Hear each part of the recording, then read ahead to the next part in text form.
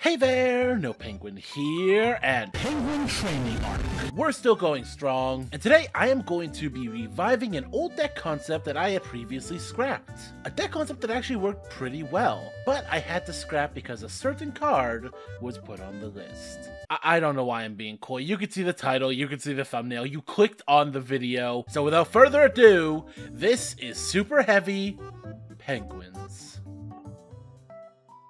And here is the list. Yes, like I mentioned, this is my Super Heavy Penguin deck, a deck that I had built and almost made a video for right before the Link one was banned.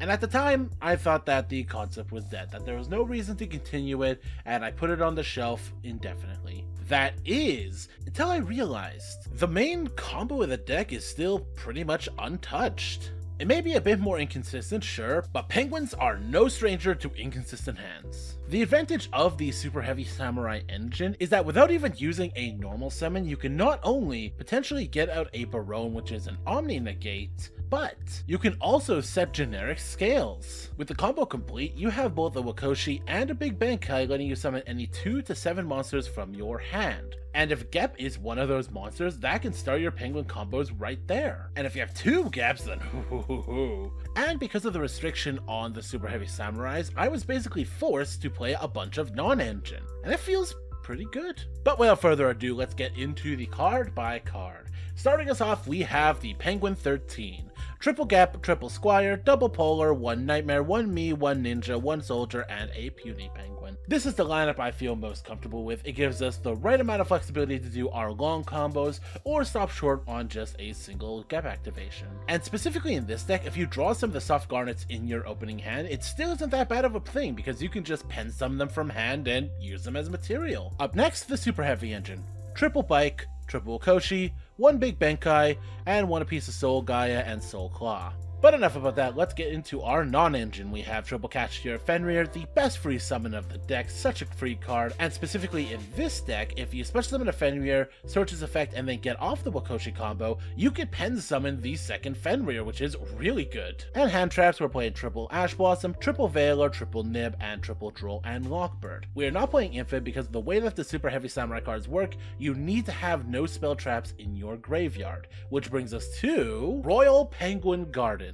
This is such a good card in this deck. Because it is a continuous spell and is unlikely to hit the graveyard, it does not interfere with the Wakoshi combo at all. The only real thing you have to fear is if your opponent is playing a rogue Ghost Ogre and hits your Penguin Gardens. That way it actually turns off a lot of your plays. But it's actually quite shocking how well this works. If this was just a generic search spell, this would not be possible. But because it is a continuous spell, that makes this perfect.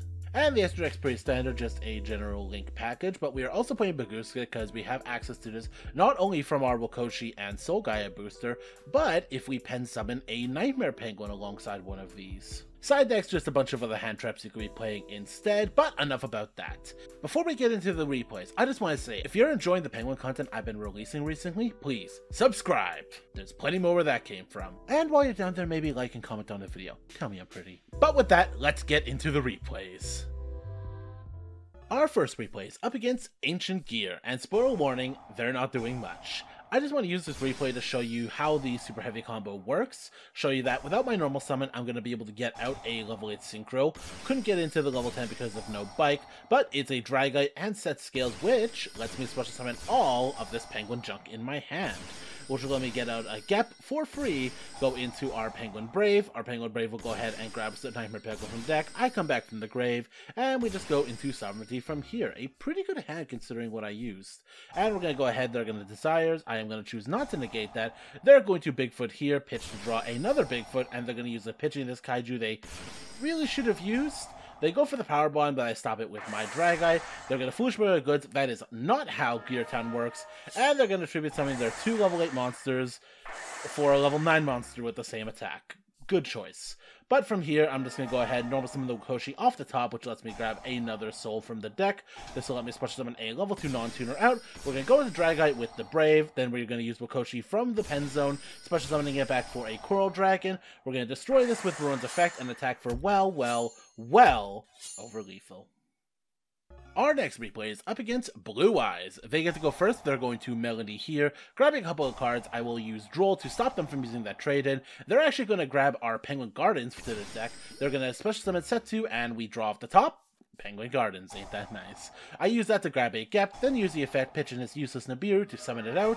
I'm going to use Gep's effect to go ahead and special summon Puny and Penguin Ninja. Use Penguin Ninja to flip the Puny. I have the Squire already in hand, so I can special summon it out, flip back up the Puny, and from here I'm going to go into Brave. Puny Penguin will grab back Gep. Brave will go ahead and special summon out the Penguin Soldier. Special summoning back our Gep. They will D-barrier here, calling Synchro, so I can't use any Synchro effects or summon any of them. I'm just going to go into Polar Penguin, banishing their Blue Eyes, and going into Nightmare Unicorn. I figure I knew they had only a Blue Eyes in hand, so this should pretty much strand them.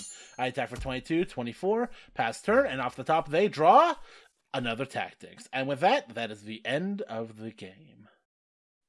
Our final replay is up against Altergeist. My hand is stacked. I'm going to start with the Fenrir. They will Ash, which is absolutely no issue. I have the Wakoshi, and I can go Wakoshi, grab the Big Banky, special summon itself out. Then I can grab the Soul Gaia from deck. I'm going to use Bike here to grab another Wakoshi. Then I'm going to activate the Soul Gaia, special summoning here to the field, no problem. We're going to go into Excel Synchro, but unfortunately, they did hold the Infib for this, so they're going to be able to stop that, which is actually not that big of a deal. They're going to multi-figure here, which is a little annoying, but I'll Fenrir is banishing it here from the field. They'll grab Meluseek here from the deck, so I can't destroy it by battle unless they're going to gain another bit of advantage, but that's fine, because I can Penguin Brave here, go ahead and set Soldier. Then from here, we're going to go into Little Knight. Little Knight's going to banish that card, because again, this is still my first turn.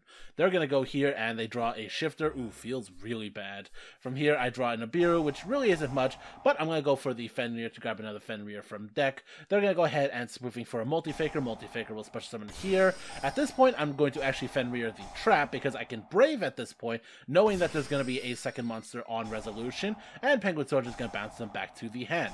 They're going to try to negate that effect, but I'm going to use the SP Little Knight to banish them both, dodging the negation effect. I then pen summon for the other Fenrir and the Wakoshi from my extra deck, go for 24, 24, 24 again, and game. And we are back. This deck is really cool. Honestly, Penguins is something I've wanted to make work for a while, but I really couldn't find the right way to consistently get the scales out. And I think the Super Heavy Samurai are the perfect combination for that kind of playstyle. Because as you can see, even in hands where I just draw a bunch of miscellaneous penguins, that's perfectly fine. They can just be material for certain Link or Synchro plays. And unlike in other penguin decks, this deck has plenty of room for hand traps to stop the opponent. Most often I'm just allotting about 6 slots for triple Infib, triple Ash, but in this deck I'm able to be a bit more expansive with my hand trap choice, which I really appreciate. This deck is a blast to play, but the only thing really stopping me from playing this IRL is this bitch. Why do you have to be so expensive, and why do you have to be so good at everything? But enough about that. I think the verdict is that Super Heavy Penguins are a super heavy success. I think this entire training arc has been a major success, both in finding fun new variants and also in really just solidifying what needs to be done in a penguin deck. And speaking of penguins, leave your suggestions in the comments. I think it's time to get crazy. Shoot me all your crazy ideas so I can test them all and find the best penguin deck. So as always, like if you like, subscribe if you want to see more. I am No Penguin, deck labbing lunatic, signing out.